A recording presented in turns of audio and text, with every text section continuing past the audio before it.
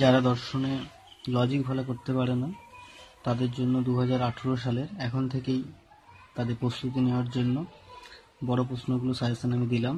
আশা করি তাদের কাজে লাগবে। যদি কাজে লাগে তাহলে আমার এই চেষ্টাটা সার্থক হবে বলে মনে করব।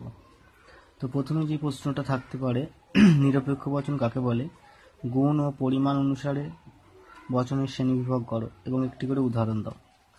অন্যভাবে থাকতে পারে, গুণ ও পরিমাণ নির্দেশ করে বা গুণ ও পরিমাণ অনুসারে বচনের শ্রেণীবিভাগ করে এ ই আই ও বচনের গুণ ও পরিমাণ নির্দেশ করো। 2 নম্বর প্রশ্ন, বিবর্তন কাকে বলে? বিবর্তনের নিয়মগুলি লেখো। বস্তুগত বিবর্তন কাকে বলে?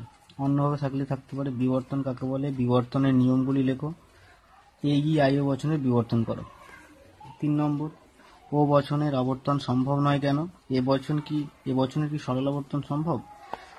তারপর নিরপেক্ষ নয়, যারা লজিক করতে পারবে না বৈধতা বিচার, তারা এগুলো করতে পারো। প্রমাণ করা থাকতে পারে, ও বচন প্রথম সন্তানের আশ্রয় বাক্য হতে পারে না। 2 নম্বর, ও বচন দ্বিতীয় সন্তানের প্রধান আশ্রয় বাক্য হতে পারে না। 3 নম্বর, দ্বিতীয় সন্তানের সিদ্ধান্ত অবশ্যই নর্থক হবে। আর কি থাকতে পারে? টিকা থাকতে পারে ওখান থেকে 4 নম্বর করে দুটো, অব্যাপ্ত হেতু দোষ, অবৈধ সাধ্য দোষ, চারিপদ ঘটিত বা চতুষ্পদী দোষ, আর একটা থাকতে পারে অবৈধ পক্ষ দোষ। এবার দেখো, এই দুটোর মধ্যে যে কোনো একটা করলেই কমন পেয়ে যাবে, তবে আশা করি দুটো করলেই ভালো হয়। দৃষ্টান্ত সহ মিলের ব্যতিরেকী পদ্ধতি আলোচনা করো। দৃষ্টান্ত সহ মিলের অন্যই ব্যতিরেকী পদ্ধতি আলোচনা করো। এরকম থাকবে। প্রশ্নটা কিভাবে থাকবে? যেগুলো থাকবে যে সংজ্ঞা, সাংকেতিক আকার, বাস্তব উদাহরণ, দুটো সুবিধা দুটো অসুবিধা। লাস্ট অধ্যায় যেখানে থাকতে পারে দোষ, কাকতালীয় দোষ, মন্দ উপমা যুক্তি, অবৈধ সামান্যীকরণ দোষ, আর হচ্ছে অপর্যবেক্ষণ দোষ।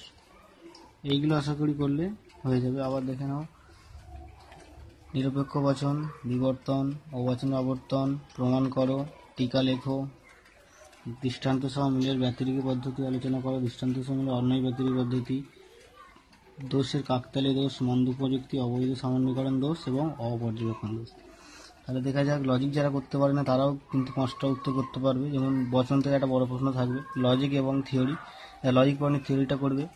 আবর্তন, অমাধ্যম অনুমান থেকে বড় প্রশ্ন থাকে, যারা লজিক পড়েনি এই দুটো প্রশ্ন করবে, এ আর বি এর। যারা নিরপেক্ষ নয়, লজিক করতে পারেনি, সি আর ডি এর প্রশ্নগুলো করবে। আর এইটা সকলকে করতেই হবে।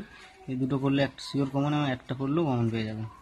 আর 5 নম্বর যে প্রশ্নটা থাকবে, এর অথবা থাকবে যে দোষ নির্ণয় করো, তার অথবা টিকা থাকবে। তাহলে 5টা প্রশ্নই কমন পেয়ে যাবে যদি এইগুলো তোমরা ফলো করতে পারো। এতক্ষণ আপনাদের সঙ্গে ছিলাম আমি, বিপ্লব মণ্ডল। যদি কোনো কিছু তোমাদের সাহায্যের প্রয়োজন হয়, যারা লজিক করতে পারছো না, আমাকে কমেন্ট করে জানাবে। আমি চেষ্টা করব তোমাদের সেই লজিকের সমস্যার সমাধান করে দিতে। ধন্যবাদ।